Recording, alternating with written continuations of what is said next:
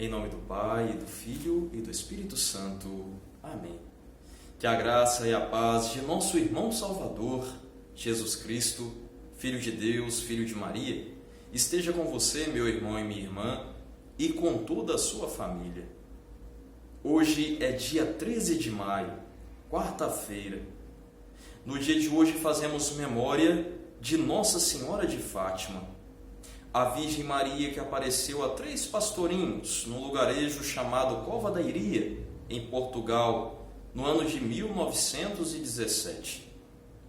A mensagem de Fátima ela é muito clara: a paz mundial, a oração e um convite à conversão, a retomarmos sempre o caminho de Deus. Os 3 pastorinhos são também um grande exemplo de fé. Na sua inocência, simplicidade e pureza, eles nos ensinam a ter total confiança em Deus. Essa é a grande lição que Nossa Senhora de Fátima quer nos transmitir nesse dia.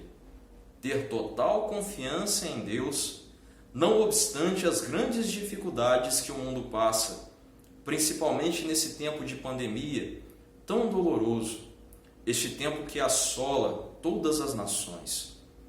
É o momento de reafirmarmos a nossa fé em Deus e fazer aquilo que Maria nos ensina, como outrora ensinou nas bodas de Caná: fazei tudo o que ele, o meu filho Jesus, vos disser. Hoje eu convido você a prosseguir nesta reflexão breve, diária, no Maio com Maria, à luz da Palavra de Deus. A pegar a sua Bíblia. Vamos ler um trecho do Evangelho de Mateus para compreendermos o papel de Maria na perspectiva da narrativa deste Evangelho. Mateus, capítulo 1, versículos de 1 a 17.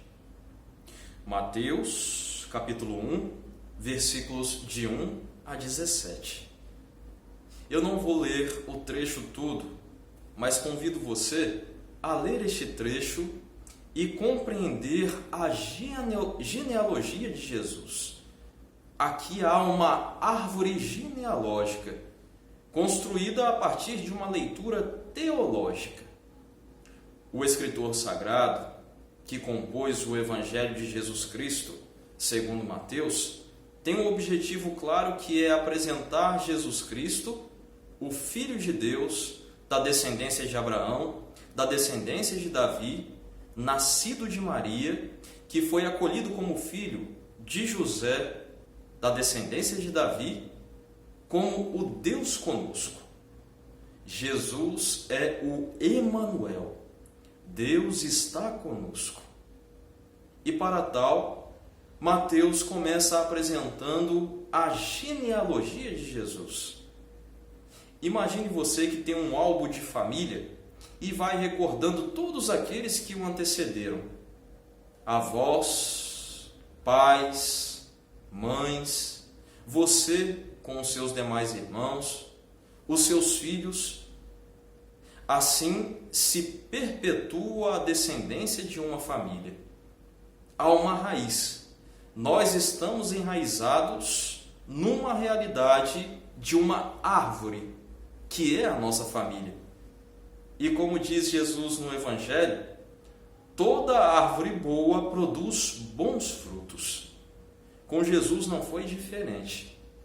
Ele fez parte de uma descendência, assumiu a nossa realidade humana, a nossa história, e sendo o Senhor da história, apresentou novos rumos para a mesma, mostrando que Deus, por meio da pessoa dele, caminha conosco e nos conduz. Por isso renovamos a nossa esperança nele.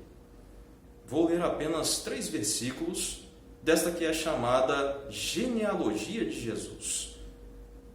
Mateus, capítulo 1, versículo 1, primeiramente. Livro da origem de Jesus, filho de Davi, filho de Abraão. E depois eu vou passar para os versículos 16 e 17. Jacó gerou José, o esposo de Maria, da qual nasceu Jesus, chamado Cristo.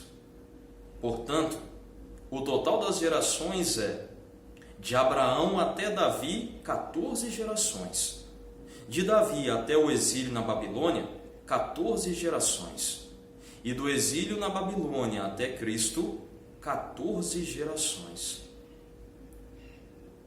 Nesta genealogia, Mateus coloca 5 mulheres. Ele, de certa forma, é revolucionário. Na cultura patriarcal e machista daquele tempo, onde as mulheres não tinham voz e nem vez, Mateus faz questão de colocar 5 mulheres dentro desta árvore genealógica de Jesus, para mostrar que Deus vai conduzindo a história e transcende as realidades humanas. Ele assume a condição humana em Jesus Cristo, mas aperfeiçoa esta realidade. Nós fomos criados à imagem e semelhança de Deus. E este é o grande desejo, o grande anseio de todos os seres humanos: viver em plena comunhão com Deus. E é curioso um fato que é apresentado nesta genealogia, na árvore genealógica de Jesus. Essas mulheres, 4 delas, têm caráter duvidoso do ponto de vista social e até moral. Depois você pode tomar a sua Bíblia e ver um pouco da história delas. Vou apresentar aqui as referências. A primeira que aparece é Raabe, famosa prostituta em Jericó. Está lá no livro de Juízes, capítulo 2, versículo 1. Depois Ruth, a moabita que se relacionou com Boz. Lá no livro de Ruth, capítulo 3, versículos de 1 a 8. Betsabeia, a mulher de Urias que adulterou com Davi. Segundo livro de Samuel, capítulo 11, de 1 a 3. Tamar, filha de cananeus, que se relacionou com Judá, um relacionamento adúltero. Gênesis, capítulo 38, versículos de 1 a 26. E por último, se apresenta Maria, a virgem pura, que disse sim ao projeto de Deus. Maria foi fecundada por obra e graça do Espírito Santo. Era prometida em casamento a José, da descendência de Davi. Depois nós vamos continuar essa história. Mas o que nós precisamos de compreender e aplicar na nossa vida é que Deus escreve certo por linhas tortas. Ele quis se servir dos seres humanos para prosseguir o seu plano salvífico. E assim aconteceu com tantos homens e mulheres ao longo da história.